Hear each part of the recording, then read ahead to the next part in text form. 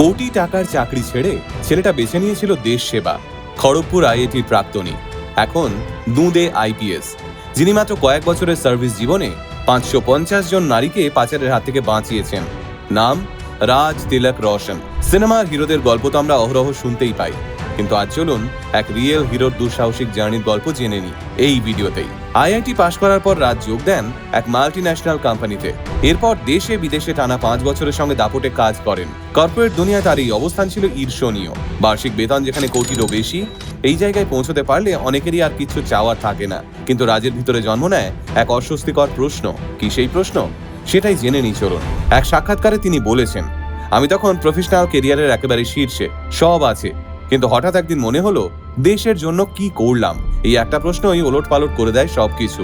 নিরাপত্তা, নিশ্চিত ভবিষ্যৎ, সবকিছুর মাঝেই তিনি বুঝে যান এই জীবন তার জন্য নয়। এরপর সব ভেবেই ছাড়লেন চাকরি, শুরু করলেন সিভিল সার্ভিস পরীক্ষার প্রস্তুতি। লক্ষ্য একটাই, আইপিএস হয়ে ফিল্ডে নেমে কাজ করা। অনেকেই এই সিদ্ধান্তে সায় দেয়নি, বলেছিল এত ভালো চাকরি ছেড়ে কেন এই ঝুঁকি। কিন্তু রাজ জানতেন এই ঝুঁকির মধ্যেই লুকিয়ে রয়েছে তাঁর জীবনের সার্থকতা। দৃঢ় মানসিকতা নিয়েই রাজ ঝাঁপিয়ে পড়েছিলেন ইউপিএসসির প্রস্তুতিতে। খানিকটা সময় লাগলেও শেষমেশ সফল হন। 2013 সালে Raj Tilak Roshan IPS officer Maharashtra cadre হিসেবে নির্বাচিত হন। আর সেদিন থেকেই তার জীবনে শুরু হয় এমন এক পথ চলা যেখানে চাকরির চেয়েও বড় হয়ে ওঠে দায়িত্ব। চাকরি সূত্রে তিনি আসেন মহারাষ্ট্রের পালঘাট জেলায়। বাইরে থেকে আর 5টা জেলার মতোই, কিন্তু ভিতরে লুকিয়ে এক ভয়ঙ্কর বাস্তবতা। এখানে তখন রমরমিয়ে চলছে শিশু ও নারী পাচার। প্রায় প্রতিদিনই কেউ না কেউ নিখোঁজ হচ্ছে। সবচেয়ে ভয়ের বিষয়, নিখোঁজদের খুঁজে পাওয়ার হার ছিল সংখ্যাজনকভাবে কম। দায়িত্ব নেওয়ার পর রাজ প্রথমেই পুরনো মিসিং কেসগুলোর ফাইল খুলে দেখেন, আর সেখানেই তিনি স্তব্ধ হয়ে যান। সব তথ্যেই খামতি, তদন্তে গাফিলতি স্পষ্ট। কেসগুলো যেন কেবল ফাইলের ভিতরে আটকে থাকা কিছু নাম্বার, কোথাও তদন্তে সেই মানবিক তাগিদটাই ছিল না।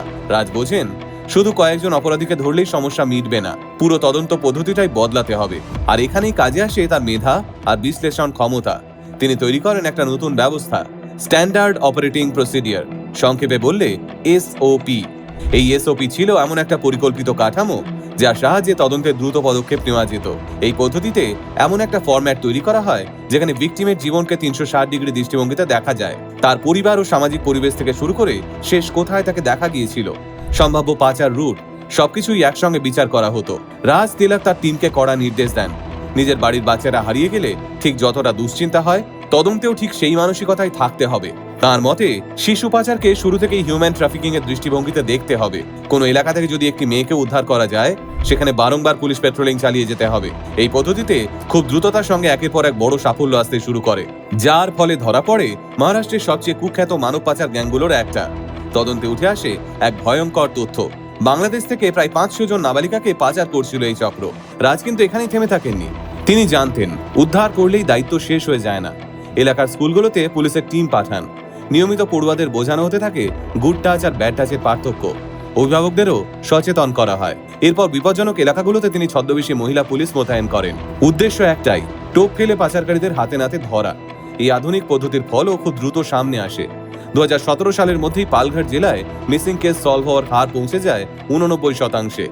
নারী ও শিশু মিলিয়ে মোট 550 জন উদ্ধার হয় কয়েক বছরের মধ্যেই। এই অসাধারণ কাজের কথা 2019 সালে প্রথম প্রকাশ্যে আসে। বিভিন্ন সোশ্যাল মিডিয়া পোস্ট ও নিউজ সাইটে ছড়িয়ে পড়ে আইপিএস রাজের এই দুঃসাহসিক গল্প। মানুষ জানতে পারেন কিভাবে একজন অফিসারের দায়িত্ববোধ ও বিচক্ষণতা গোটা তদন্ত ব্যবস্থাকে বদলে দিতে পারে। আজ রাজ তিলক রোশন নাগপুর পুলিশের ডেপুটি কমিশনার হিসেবে কর্মরত। তার তৈরি এসওপি কোঙ্কন রেঞ্জের একাধিক জেলায় প্রয়োগ করে সাফল্য আসছে। এই গল্প প্রমাণ করে সাফল্য মানে শুধু টাকা রোজগার নয়। কোটি টাকা চাকরি ছেড়ে যিনি মানুষের জন্য লড়াইয়ের পথ বেছে নিয়েছিলেন, তিনিই আমাদের সময়ের রিয়েল হিরো। আপনাকে স্যালিউট রাজ তিলক রোশন স্যার।